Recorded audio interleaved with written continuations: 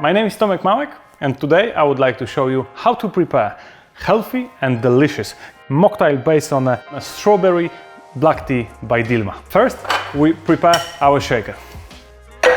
We add 50 milliliters of almond milk, 20 milliliters of bee honey, and 70 milliliters of a strong brew of Dilmah Strawberry black tea. Then we add 20 milliliters of a fresh lemon juice, just like so.